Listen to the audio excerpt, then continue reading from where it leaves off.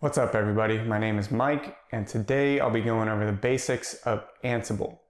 The goal of this video is to take you from having very little understanding of Ansible to being able to run a simple playbook that automatically configures a system. I'll start with a brief overview of Ansible, go over the components of Ansible, and then demonstrate how to install and execute some simple tasks. So, if you don't know what Ansible is, let's do a quick review. Ansible is a configuration management tool owned by Red Hat that can be used to automate tasks on a wide variety of systems. So instead of manually configuring systems one by one like IT administrators used to do, Ansible can perform these tasks in an automated fashion so that once your configuration is set up, all you have to do is press a button and watch the magic happen. Ansible can manage Linux, Mac OS, Windows, network devices like routers and switches, hypervisors like VMware, pretty much any software with an API. Ansible is declarative, which means that you declare the end state you would like your system to be in, and Ansible makes the desired changes only once. For example, if you want Ansible to install a particular software package on a system, it will check to see if that program is already installed before attempting to rerun the command. This means you can run the same Ansible command over and over, but the change will only be performed the first time it is run. You will hear the word idempotence to describe this aspect of Ansible. An idempotent operation is one that can be applied multiple times without changing the result beyond the initial application. Ansible is also agentless, meaning you don't have to install anything on the systems you would like to manage. In general, all that you need is an SSH connection. There are some exceptions to this, but I'll get into those a little later. So let's jump in and review the architecture of Ansible. One of the nice things about Ansible is that from an architecture standpoint, it's very simple. At its most basic implementation, all you really need is one Ansible controller and one system you would like it to manage. The heart of Ansible is the controller. This is usually a Linux system and is what you, the Ansible admin, will be interacting with to control Ansible. Ansible is entirely command line based, so you'll be using a local shell or SSH to interact with it. The exception to this is Ansible Tower, which is a paid offering from Red Hat that provides a web UI and lots of other additional features. I'm not going to delve into Ansible Tower in this lesson, but from an architectural standpoint, just know that Ansible Tower would replace your Ansible controller, provide additional premium features, and sadly, it's not free. Now, sitting on your controller, you have some core components of Ansible. Most notably, you have your inventory, playbooks, and modules. I'll get into these further in just a minute, but for now, just know that the inventory is a list of all the systems you are managing with Ansible, or the who.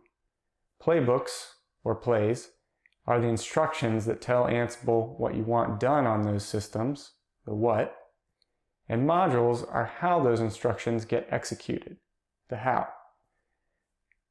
When you run a playbook on the Ansible controller, it typically uses SSH to connect to the machines in your inventory and execute the tasks you define. In this diagram, the inventory would simply list node 1, node 2, and node 3. A couple notes on this. For Windows systems, Ansible uses WinRM, Windows Remote Management, rather than SSH for management. Or, if you're using Ansible to manage software using a RESTful API, for example, Ansible will not connect to the system using SSH, but rather use a module called URI to connect to the HTTP web service. Another important note regarding SSH. You must use pre-shared keys in order for Ansible to authenticate to the managed nodes. You cannot use usernames and passwords, and you really wouldn't want to. That means there is some manual work involved when you're first setting up Ansible in order to ensure your controller has SSH keys for the systems in your inventory. Let's talk about the Ansible inventory real quick.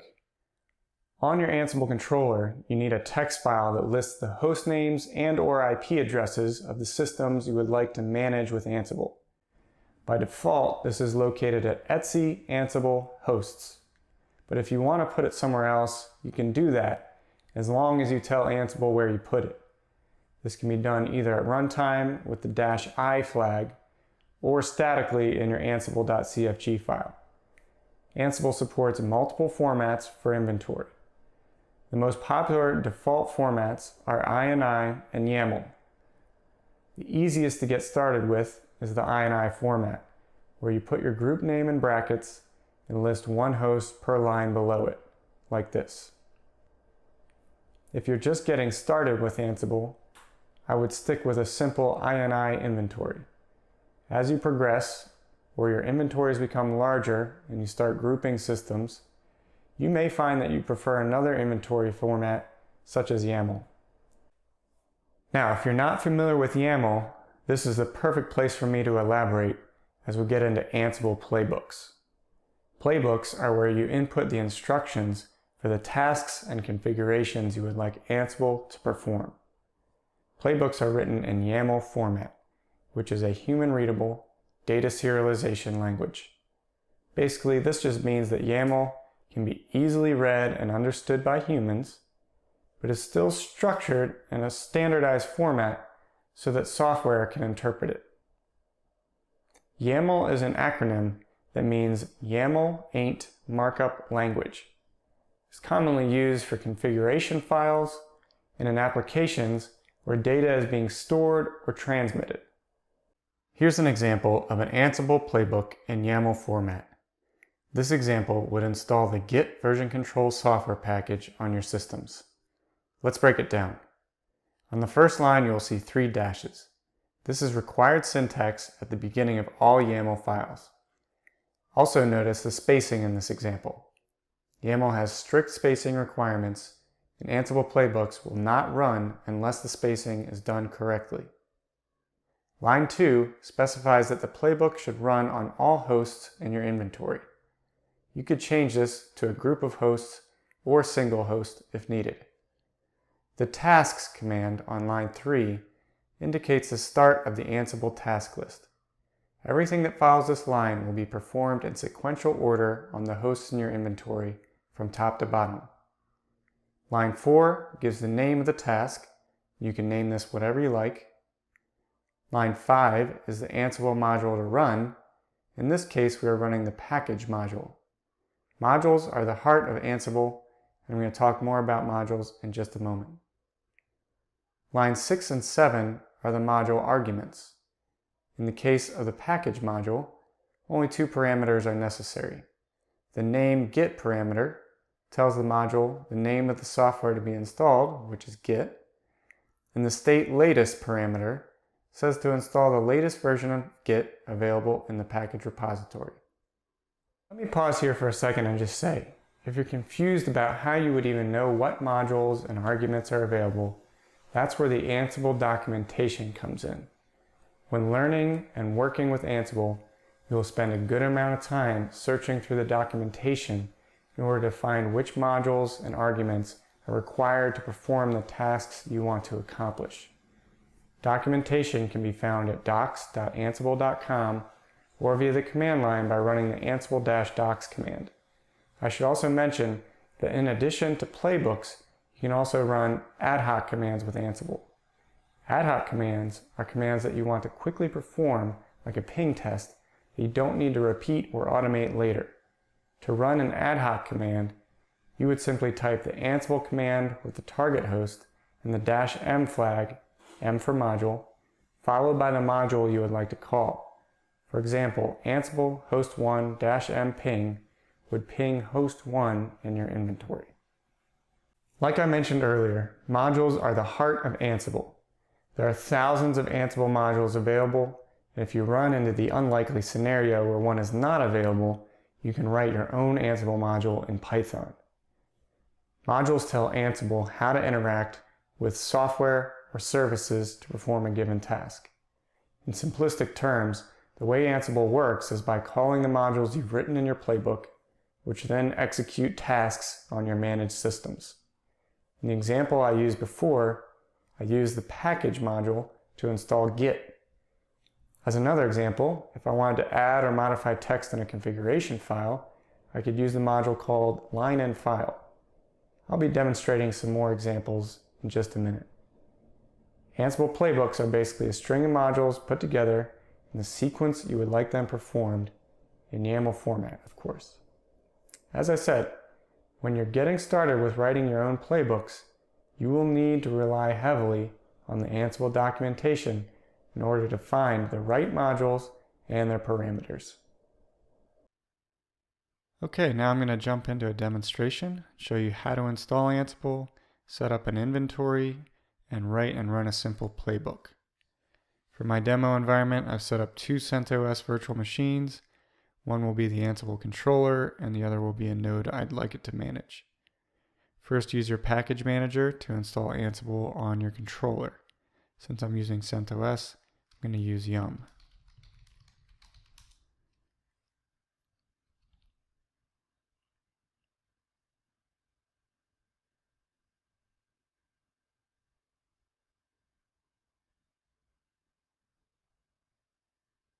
After it finishes installing, you can run Ansible -- version to make sure you're on the latest version of Ansible that's available. Now I'll create an inventory.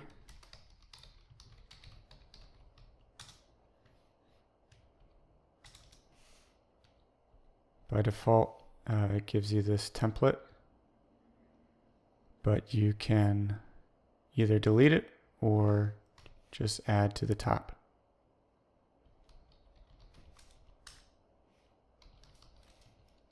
Since I only have one host, I can just add that here and save the file. Now we can set up our SSH pre-shared keys so that your controller can authenticate to your managed node. So on your controller, you type SSH keygen to generate your keys. And accept all the defaults here. And then you can use SSH copy ID to copy your key to your managed node. So I'm going to do SSH copy ID to node 1.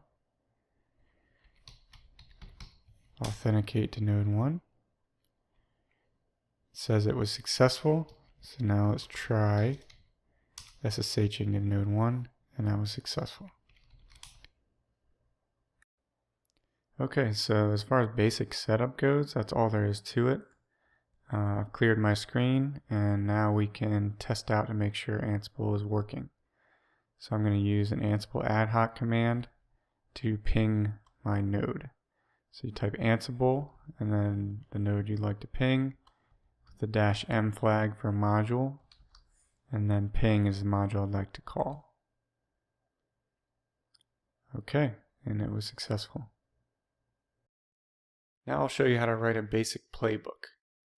Pause here for a second and go over a hypothetical example of how you would plan this out. Generally, when writing a playbook, you'll have some idea of the end state you would like your system to be in. In my example, I'd like to start with a bare installation of CentOS, have it configured as a web server with my own custom web page installed. So let's break down the steps needed to achieve this. Step 1, I would install the web server software package. Step 2, configure the system firewall to allow web traffic. Step 3, ensure my web server is running. And finally, step 4, I'd copy my web configuration to the root directory of the web server. So that's pretty simple, right? So first I'll map out which Ansible modules I'll need to accomplish these tasks. So I'm going to go to Google and search the Ansible documentation for which modules I'll need for each one. Okay, for step 1, I'll Google Ansible module package install. And top results, I see I can use package, yum, or apt. Since I want this to be distribution agnostic, I'm going to just go with the package module. And here we have the documentation, so you should get very familiar with this. Rather than using Google, you could also just go straight to the search box in the Ansible documentation. Scroll down and you can see some examples. I find these really helpful. So I want to install Apache. So I'm basically going to use this, but instead of NTP date, I'm going to use HTTPD for Apache. For step 2, I need to configure my firewall. So I'm going to Google Ansible module firewall, and it auto-completed to firewall D. And here we have the firewall D module documentation. I didn't mention this before, but the parameters show all the arguments or parameters that you can use for this module. So this is very helpful as well. So you know everything you could potentially configure with the module. Once again, I'll go down to examples, and you can see some good examples of how you would use the firewall D module. So I can note this down. Okay, for step 3, I'm not going to show it, but you would basically search the documentation for the service module in order to make sure your web server is started. And for step 4, you'll need to copy your web configuration. So after searching through the documentation, I can use either the template module or the copy module to do this. And I'm going to use the copy module. So now that I have all the modules mapped out that I need to complete my desired tasks, I can get to work with writing my playbook. So now I'll create my playbook called web.yml. I'm going to start with 3 dashes at the top so that Ansible knows it's a YAML file. We're going to specify the hosts that we want. So I want to target node 1. I'm going to do 2 spaces, do a become command, which means I want to do this as root. This is actually implied, so you don't need this. And then I'll say tasks, and then below that 2 more spaces, and start writing out my tasks. So I'm going to install HTTP, and remember we use the package module to do that.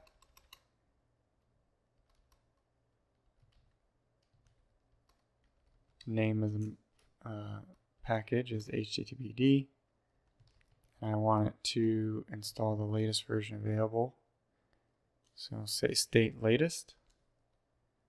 And that's all there is for that.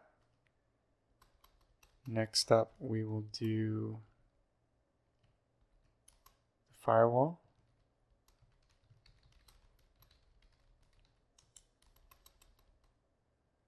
And we found this was the firewall D module. And I already looked up the parameters for this. So we need to specify the service name, which is HTTP. State whether the change should be permanent, which is yes. Make sure the firewall is enabled. And tell it to do the change immediately.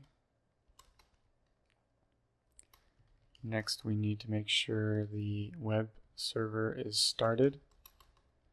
So for that, we can use the service module. Name of the service. State is started. So if it's already started, it won't change the state. Enabled, yes. And our last step, step 4. Copy our configuration. For that, I want to use the copy module. And I'm going to create a home page.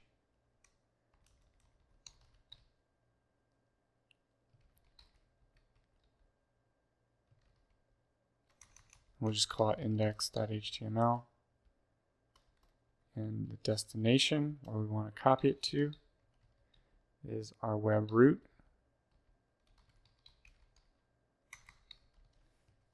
And that's all there is to it. We'll go ahead and save this YAML file and test it out. Before I do that, I need to create a test web page, which in my web.yml file I said was going to be in Ansible directory, and I called it index.html. So let's just write out a quick HTML file.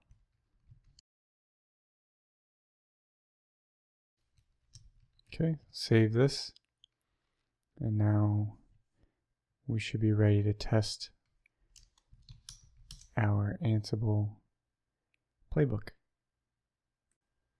So to run my playbook, I type Ansible-playbook and then point it to the YAML file that I just created.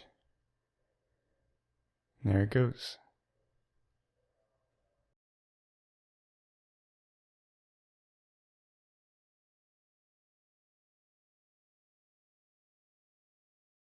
It looks like it was successful. And just to verify that my playbook was successful, I'm going to browse to my node 1 IP address, where I will see the test page that I just created. And as I touched on earlier, since Ansible is idempotent, I could rerun the playbook and no changes will be made, since Ansible will determine that it's already been done. So let's go ahead and show what that looks like real quick. Basically, it just says that everything is okay, nothing was changed. And that's it for this lesson. This is my first time doing this, so I would appreciate it if you enjoyed this and found it beneficial and you want me to do more videos. Press the like button and leave me a comment. And I'm also open to any constructive feedback you might have for me. So thanks for watching.